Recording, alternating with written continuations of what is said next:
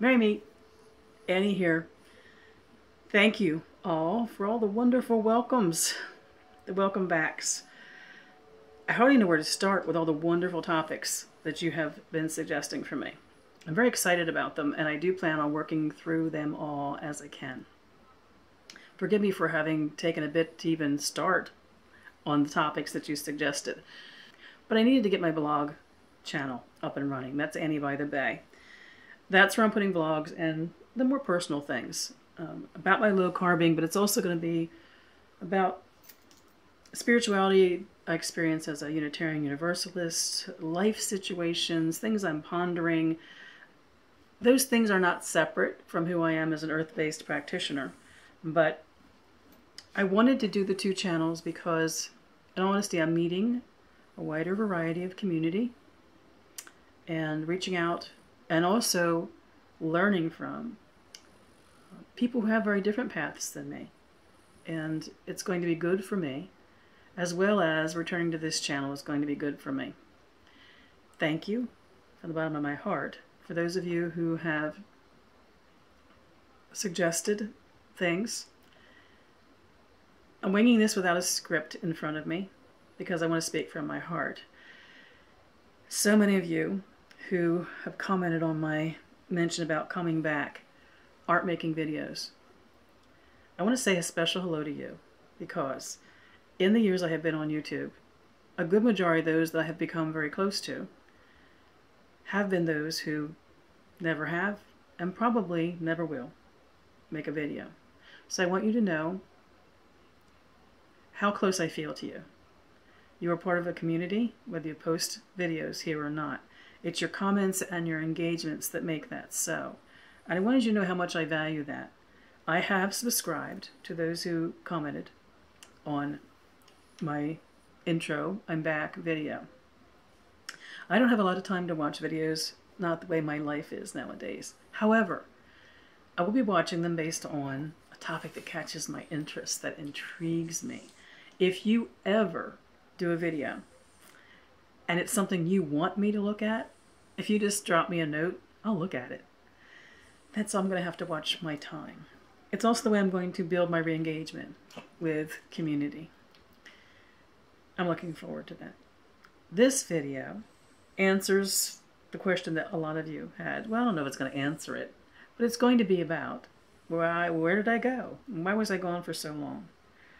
In the time I've been on YouTube, there's been lots of times I've been on hiatus. It's not unusual for me. What happens is there'll be a reason why I don't have the time available to be online. I don't want to be online spouting out videos when I'm not looking at anyone else's videos. That's not who I want to be online. So when I'm here, I'm engaged. I read all comments. I respond. I look at other people's videos. I make comments. I'm here to engage. So I just don't go to videos on YouTube as kind of a voyeur. It's not entertainment for me. So it's not been unusual over the years that I have been away when I haven't had the time to be engaged. However, what happened the last, is it year and a half or so, was not planned. Things happened, and it's a long string, and I can hardly remember all of it at this point. First, it was health problems, my friends. Lupus decided to be Lady Lupus the bitch. I went through a period of time where I couldn't read because what I saw wouldn't formulate in my brain into words.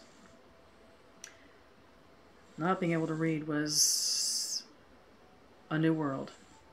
Makes you appreciate it when it comes back. Why I'm lucky with the way lupus appears with me is the symptoms tend to come and go. But you never know when something happens, whether it's there to stay. Difficult to deal with. So it meant I couldn't engage in email. I couldn't read books.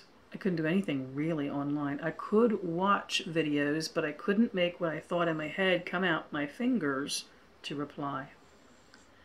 And then, when that passed, what I thought in my head, I couldn't speak. So words became a problem. It was by the way, these things didn't just happen in a week and then go away. These are months that this happened. And in that time, I'm going to tell you the truth. There are people I love deeply and dearly that I'm only connected to online, where I just disappeared. The height of rudeness and inconsideration and lack of respect. I own that.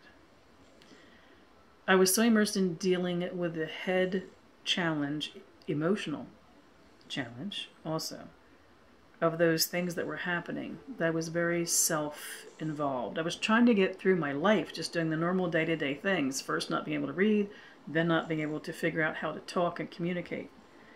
And this is months and months and months this went on.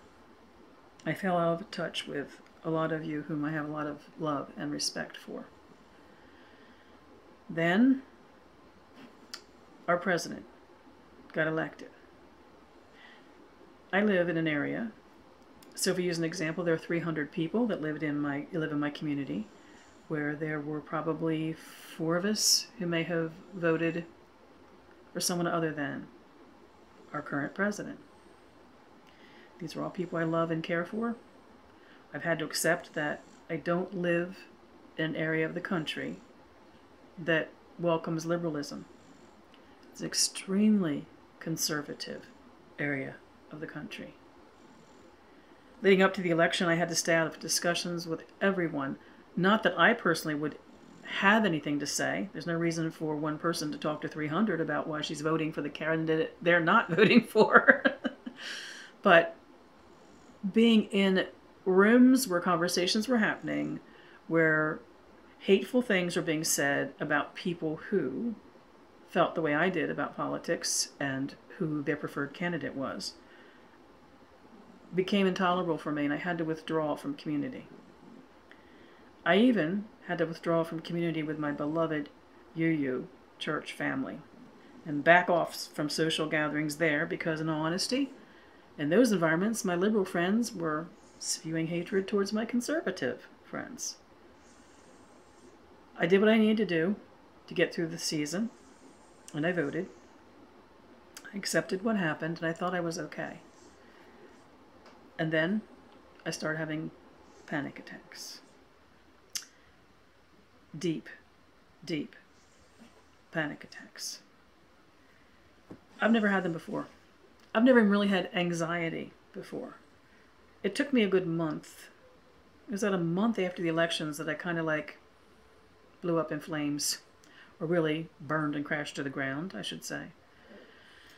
And I didn't realize what was going on until early February. I had paranoia about being in public.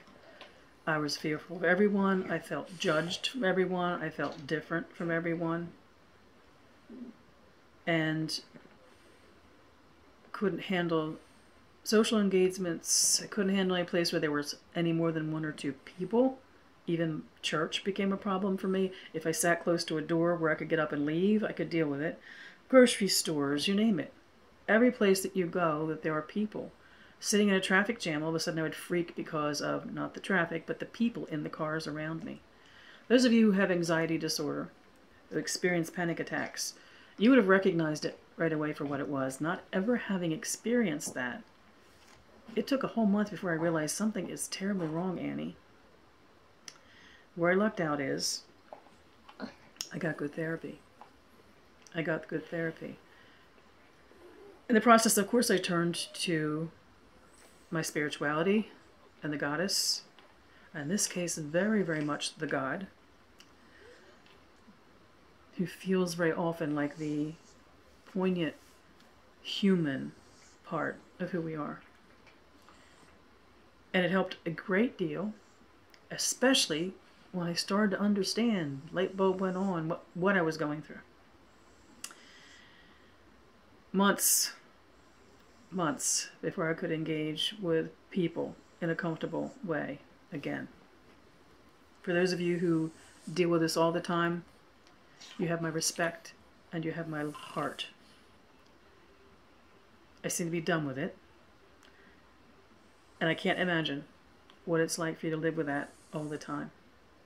So on the other side of that, when things should have been getting back to normal again, and in a way they were, I started editing the Season of the Seeker books. I hate it. Hate it with a flaming passion. But it has to be done, doesn't it, to get to the end? I had no idea the time it would take, because it's all me. Can't pay anybody to do anything.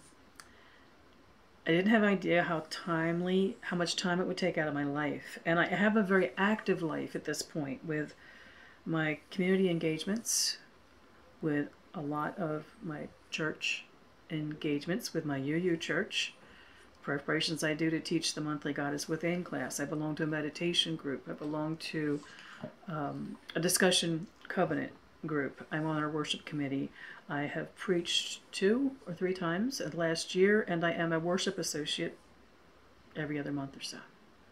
All good stuff, by the way. I went through a period where I realized that anything that wasn't bringing me great joy had to go. That happened, but those things I just mentioned remained. Add to that walking 5 or 6 miles a day as part of my new health regime, taking yoga classes, and last year I took Tai Chi also.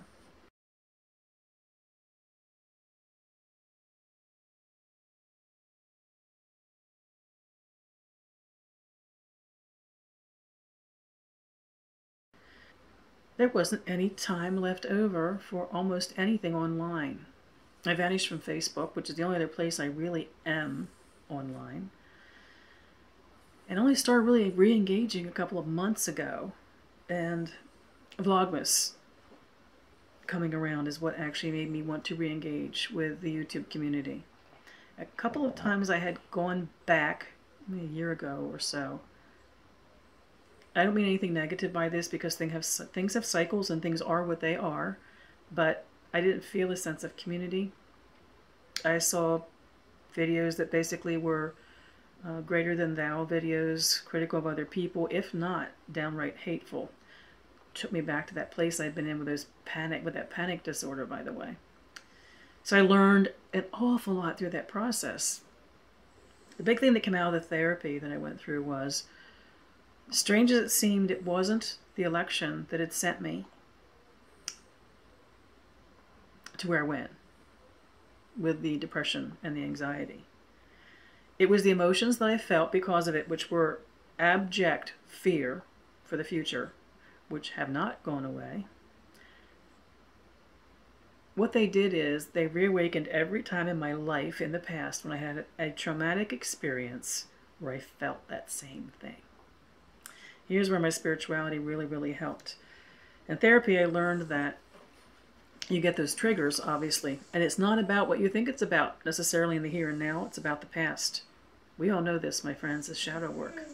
So I had shadow work to re-enter.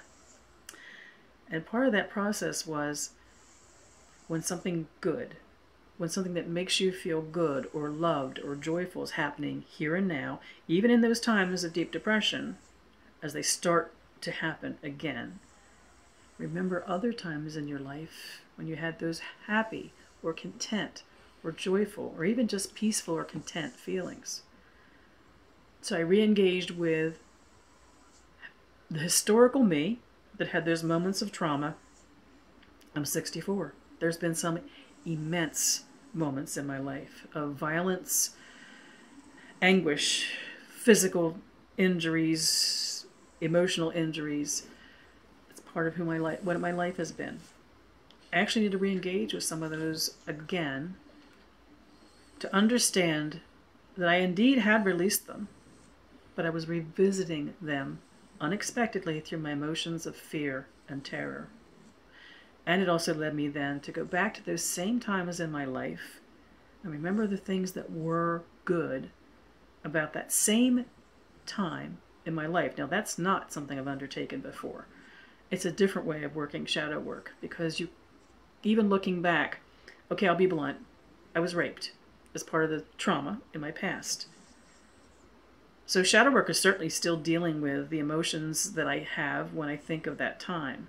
But think about the shadow work that then tells you that's not the only thing that was happening at that traumatic time in your life.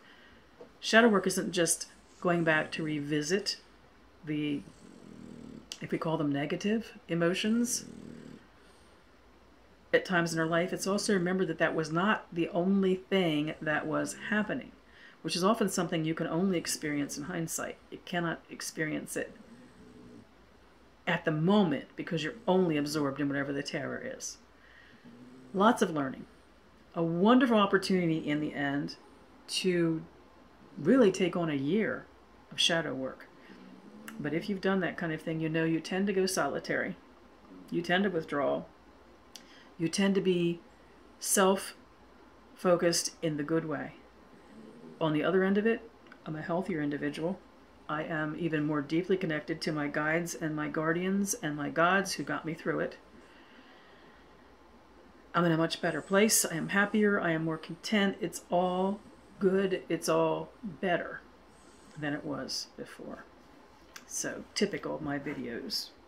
They tend to get a little long, but it's been a long time I've been gone. And for those of you who have expressed concern and generally wanted to know, I wanted to talk about it and put it out there for you. Thank you for those of you who said you were concerned why I was gone and who've asked if I could share, would I? I'm back. I'm in a really balanced place. I'm in a good place, actually. I don't think I've been in a better place at any point in my life than I am right now. And I'm glad that re-engaging here is going to be part of that, especially, the topic thing.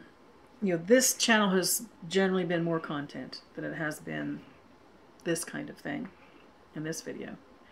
And it's not going to be content if my viewers don't drive the content. That's the way it's going to be. So always and forever, if you have anything that either I've talked about in the past and you have questions about it or want to know, do you have changes in how you look at it? That's good. That's going to create what intrigues me to do content videos. And I have a lot of them already thanks to my viewers. I think the next thing I'm going to do, because of where we are in the Wheel of the Year, is there were several questions about Yule and solstice and how I handle Christmas and the combination of the two. A lot of you remember that my husband's Christian. And I think that's appropriate for me to do the next one. So that's what my next video is going to be. So sorry for the long, I'm back and here's why I've been gone thing. But I think some of you genuinely wanted to hear what had gone on in the time that I was gone. So let me end with a goodbye from a friend that you all know well, who's been sitting in my lap the whole time I've been talking to you. Ernie is still doing just fine. He's been sleeping though, so he's a little dopey at the moment.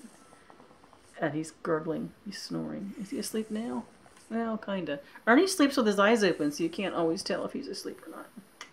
He's kind of asleep because he's heavy. So, in the end, my friends, I'm here, I'm happy. I am dealing with guilt over the fact that I disappeared, really without explanation, and I feel so blessed that in spite of that I have been welcomed back by so many that already have a part of my heart, and now I get to meet new friends, too. I wish you all mirth and reverence. May part.